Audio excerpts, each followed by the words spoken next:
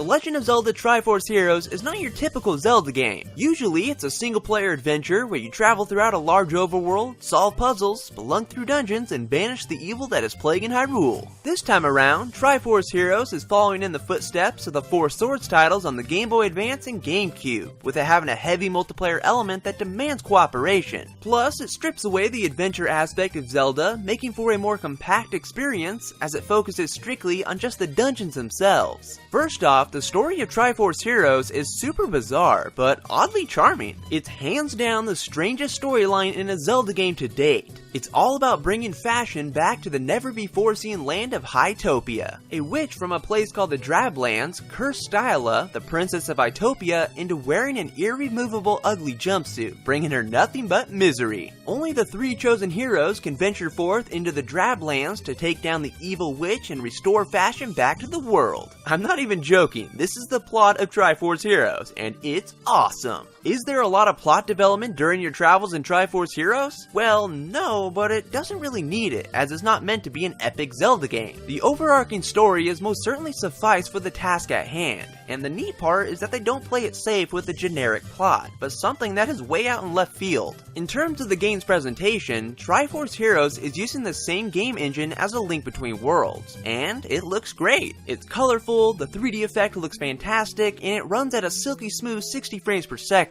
Even though it may use the same engine as A Link Between Worlds, and it does reuse assets from that game, Nintendo did go ahead and make some new assets, so it doesn't feel like they totally copy and pasted it over. It's a great art style, and that's all that matters. On the other hand, Triforce Heroes' soundtrack is also pretty stellar. It's got an orchestral feel, which is all around fantastic for a handheld Zelda game. The soundtrack starts off amazingly well too, because the title screen theme has this medieval folk vibe to it with violins doing their thing, and it sounds sublime. It definitely gets you in a good mood straight away. Anyways, what you really want to know is how the gameplay fares, and I'll admit I was a bit skeptical going into it, as I didn't know how simplified the gameplay was going to be. Nevertheless, I came out of it having a rather swell time. The game is broken down into 8 differently themed worlds, and each world has 4 stages to complete, culminating into 32 stages altogether. Since you'll be jumping from stage to stage as if it were a platformer, 32 levels might not seem like a whole lot in the grand scheme of things, but trust me, it most definitely is. I'll get to that later though.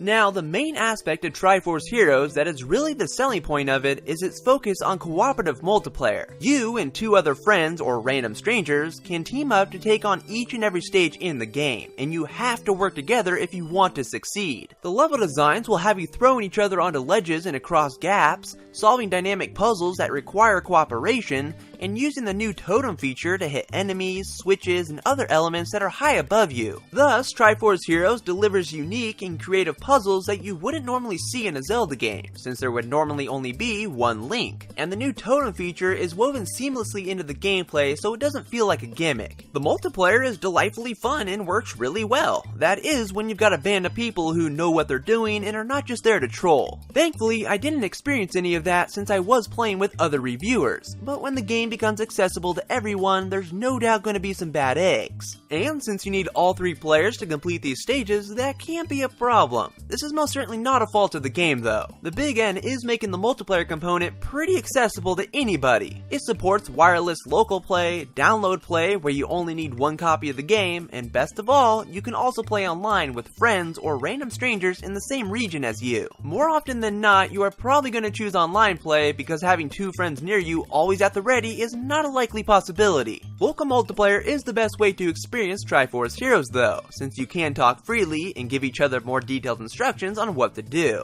But the same can't be said about playing online. Nintendo decided to not include any voice chat or text chat in online multiplayer. The only way to communicate is through a handful of simple phrases that can be quickly used by tapping them on the touchscreen. I do have to give Nintendo props though, because the phrases they came up with do cover most of the bases in terms of what you want to say to your teammates. Sometimes that just isn't enough, because you may know the solution to a puzzle, but the way to solve it may be too complex to convey through the simple phrases, which can be downright aggravating. You want to tell them what to do, but there just isn't a way to do it, so in those moments you feel disconnected. I know Nintendo wants to keep it family friendly and not have people throwing curse words at each other online, but at the very least they should have included included a more elaborate way of communicating with one another when you're just playing with friends online. That would have been a happy medium instead of eliminating chat altogether. Nevertheless, when you do get a good flow going and everyone's working as a team, you will no doubt have a great time. Plus, lag doesn't seem to be that big of an issue, as long as all three players have stable internet connections, which is kind of important. Now, Triforce Heroes may be focused on multiplayer, but you can actually play the entire game in single player. Multiplayer is leagues better, but yes, the option is there, and I actually played most of the game that way since I had a review copy and there's next to no one online. In single player, you have to control each of the three links all by yourself. And the reason why it's not as fun as multiplayer is because you have to control each of the three links all by yourself. It's quite a chore having to lug around these dead weights and switch in between them so that you can use the items that each specific link is holding. But hey, it works surprisingly well as an alternative, and some levels are even made easier when in single player, because the links you are not using don't take damage from enemies. It's just way less tedious when in multiplayer since you only have to control one character. Now, if it wasn't apparent enough from the plot, the game's theme is fashion, so it only makes sense for Link to join in and become a fashionista. After each stage you beat, you get to open one of 3 treasure chests that each hold a piece of material that can then be used to craft new outfits, which really reminds me of Monster Hunter. Besides making Link look adorable, these costumes give you special abilities, such as Zelda's dress making hearts drop more often, or the Goron suit that allows you to swim in lava. They're not essential to playing the game, but they are definitely handy in tricky scenarios. There's quite a few different costumes to unlock,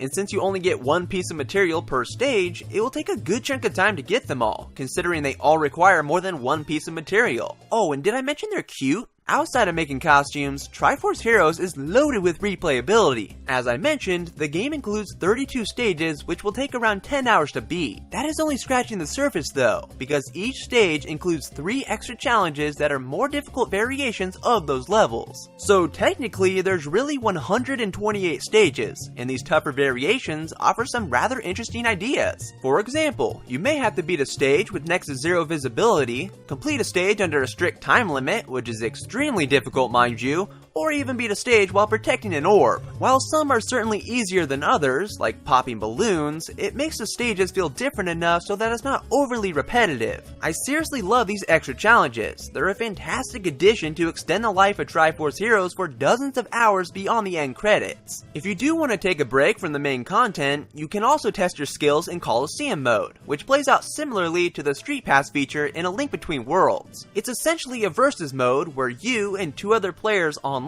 or offline can fight each other in a deathmatch, and whoever gets hurt the least wins. While it's not a core part of the game, it is a nice distraction if you want to mix up the gameplay a bit, and there's a handful of maps to play on, each with their own gimmick. It's also a quick way to get new material, because you sometimes get a piece when you win, which is definitely a nice incentive. It's not a groundbreaking game mode, and the bulk of your playtime is going to be spent in the main campaign, but hey, it doesn't hurt to have something to do on the side. So overall, The Legend of Zelda Triforce Heroes offers quite an enjoyable experience that emphasizes teamwork. Every single stage is built with 3 tunic-wearing heroes in mind, and it's really great having people coming together to work towards a common goal. Those who prefer more traditional Zelda games might not like it as much, as it strips away the adventure and exploration aspect of Zelda, and mainly focuses on the action and puzzle solving. The lack of a more elaborate way to chat while playing online is a bummer at times, and playing the game in single player will certainly feel like a chore as you lug around all 3 links. Nevertheless, Triforce Heroes still turned out to be a wonderful game with a nice difficulty and large amount of content to keep you busy for many hours. So, in all, I found The Legend of Zelda Triforce Heroes to be a good game. And that will bring us to the end of this review. If you liked what you saw, please give this video a thumbs up, add it to your favorites, and all that good stuff.